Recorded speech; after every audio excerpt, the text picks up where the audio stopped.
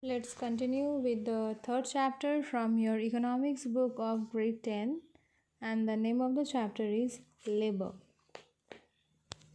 So today we are going to start from division of labor, or you can say specialization of labor. Adam Smith in his book The Wealth of Nations was the first to put forward the idea of division of labor. With the invention of machines and the large scale production of goods, the specialization or the division of labor has become necessary and important. Okay, so what is division of labor?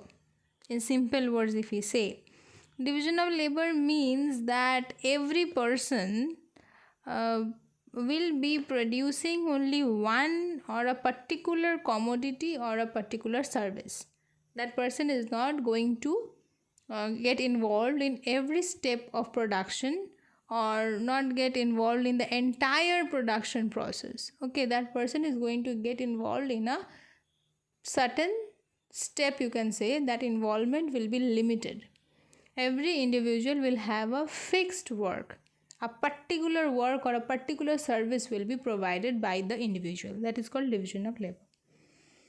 Types of division of labor: we are having simple, complex. Complex is further divided into two parts. We are going to study about all this. So types of division of labor: first is simple, personal or occupational division of labor. The people around us can be divided into farmers, traders, doctors, teachers, weavers, etc., according to their respective works. When manufacture is split into diverse parts and many workers come mutually to finish the work, but the input of each worker cannot be known, is called the simple division of labor. With example, we can say, suppose a skin specialist, a eye specialist, all these are called the simple division of labor. Okay, somebody is a trader, somebody is a businessman, somebody is a doctor, somebody is a farmer. Easily we are dividing according to the occupation. This is called simple division of labor.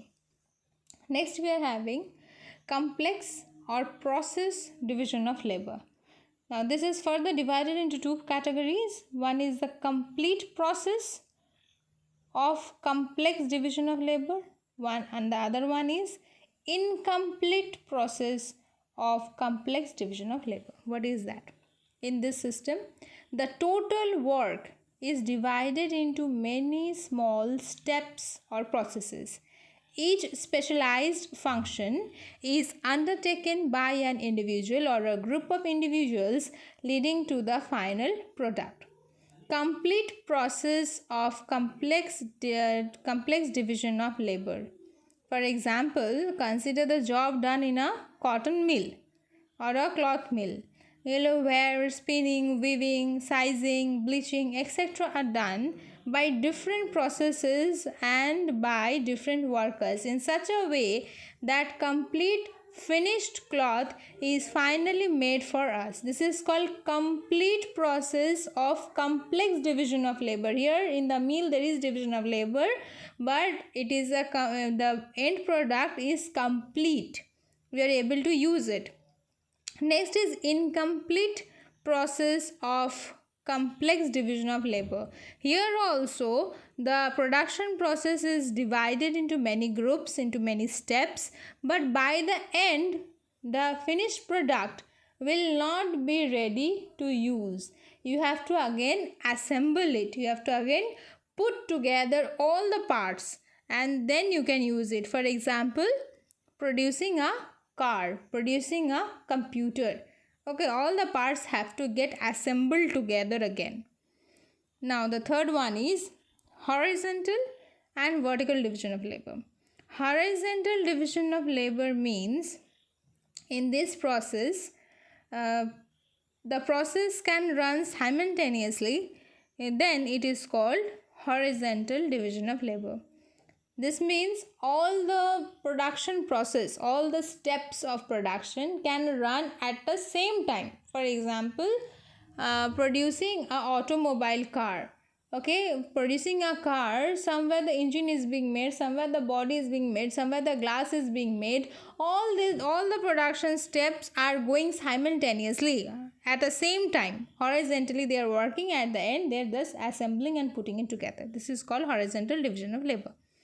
Other is a vertical division of labor. Vertical division of labor means where one step after the other, if first step is not completed, the second one cannot be done. For example, the cotton mill, if the thread is not woven, then that cannot, if the thread is not spun, then the weaving cannot be done.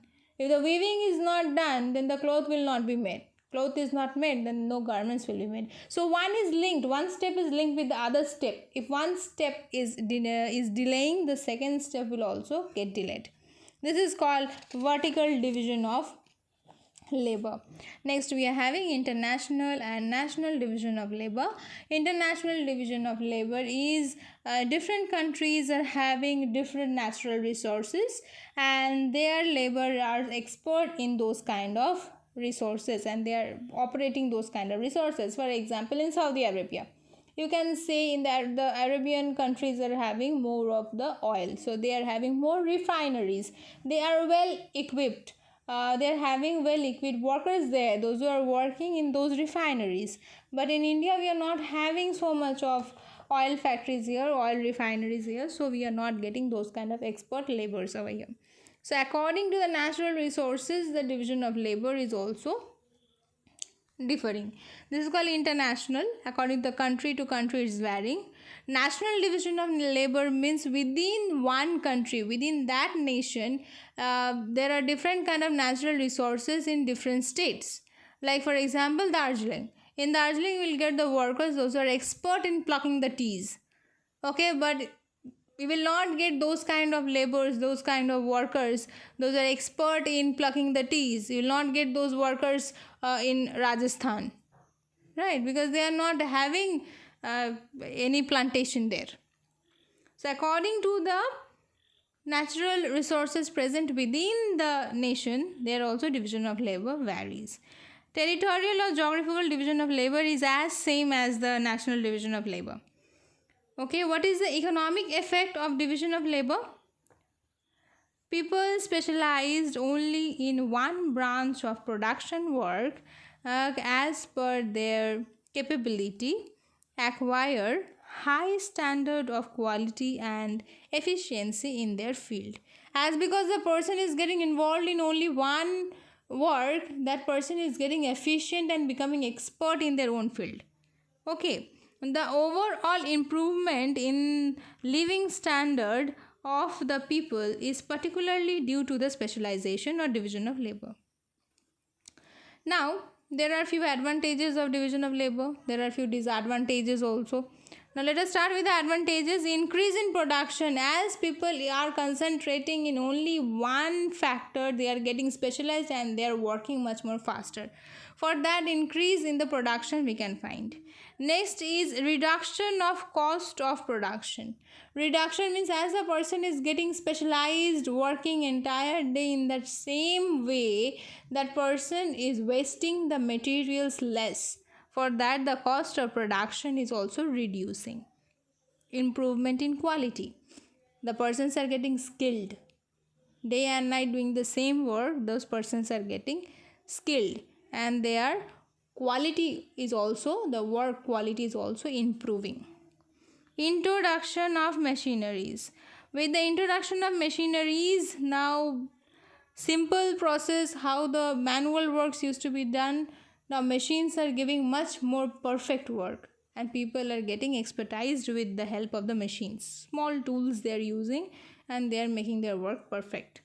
New innovations. As a person is continuously doing the same work again and again, that person is getting some free time, and in that free time that person is able to think of doing something new. The person is able to think of something new, and that person is making also little bit of changes and giving us some new designs. Okay, so there are lots of disadvantages also we need to know. Okay, disadvantages are lack of responsibility.